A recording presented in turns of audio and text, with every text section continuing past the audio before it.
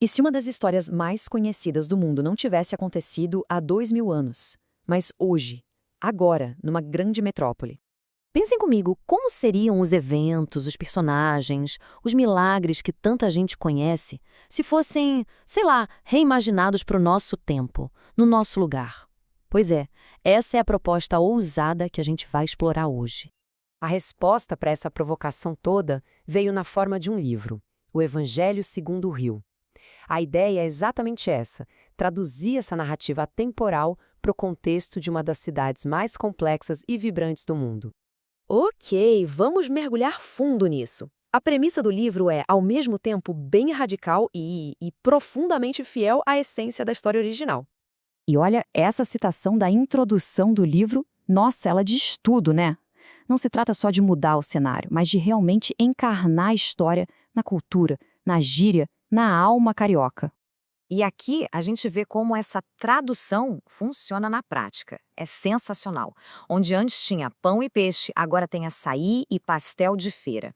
O vinho vira aquela cerveja gelada. Os pastores de ovelhas se tornam caminhoneiros nas estradas. E os templos distantes dão lugar aos centros comunitários, às sedes de associação de moradores. É uma adaptação cultural completa. E claro, essa adaptação toda tinha que começar por onde mais? Pelo começo de tudo, a história do nascimento. Então, esqueçam a história do censo. Aqui, a gente tem o Zé, um ajudante de obras, e a Maria, que precisam ir para São Cristóvão para fazer um cadastro de trabalhador informal. E claro, não tem lugar em pensão, em casa de parente. Eles acabam encontrando abrigo no depósito de uma feira. E esse detalhe aqui é simplesmente genial. A manjedoura, aquele símbolo super conhecido, vira uma coisa totalmente prática e carioca, uma cesta de carregar machixe, forrada com serragem e jornal. É o que tinha na hora. Isso traz uma realidade para a cena que é impressionante. E para fechar o cenário com chave de ouro, os reis magos são caminhoneiros parando para descansar de noite. E o sinal divino não é uma estrela no céu. É um samba celestial que, de repente, corta o noticiário esportivo no rádio do boteco. Eles ouvem, seguem o som, encontram um menino e saem espalhando a notícia para toda a pionada. Certo. Agora vamos sair do nascimento e ver como o livro imagina os milagres acontecendo na paisagem urbana do Rio de Janeiro. O primeiro milagre, a transformação da água em vinho, acontece num casamento em Santa Teresa. Só que aqui a crise é bem mais carioca. Acaba a cerveja, um desastre. Então, a pedido de Jesus, enchem os potes de barro com água da torneira e ela vira a brama mais estupidamente gelada que alguém já tomou. A festa salva e, claro, vira lenda no bairro. Mas não são só os milagres, né? Os ensinamentos, as parábolas, tudo isso também ganha uma nova roupagem, refletindo as realidades sociais de hoje. A famosa parábola do bom samaritano, por exemplo, é transportada para as estradas do Rio.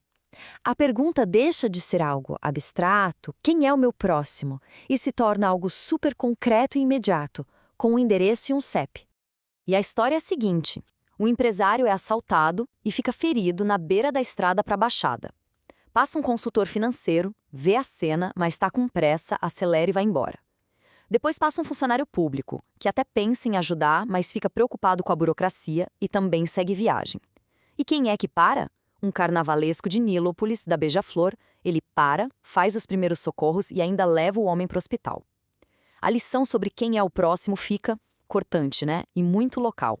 E quando a gente junta todos esses exemplos, o nascimento, os milagres, as parábolas, a gente chega na grande sacada, na ideia central do livro. A grande mensagem é que a experiência do sagrado não é algo que ficou lá atrás no tempo, sabe? Presa a um lugar e a uma época específicos há milhares de anos. Pelo contrário, é uma possibilidade real aqui e agora. E o divino pode ser encontrado justamente nas coisas mais cotidianas, mais características da cultura local. No gosto do açaí, na batida do samba e, principalmente, na força, na resiliência do povo da cidade. E essa frase final da introdução amarra tudo de um jeito perfeito. A ideia é que a mensagem sempre foi feita para ser vivida e entendida dentro de um contexto, de uma cultura. O Rio de Janeiro é só um exemplo poderoso de como essa história pode ganhar vida em qualquer lugar do mundo. E isso tudo deixa uma pergunta no ar, né? Se o sagrado pode ser encontrado na ginga, nos sabores e nos sons do Rio de Janeiro, Onde mais ele pode estar se manifestando? Em que elementos do dia a dia de outras cidades, de outras culturas, o divino também pode estar escondido? Fica aí a reflexão.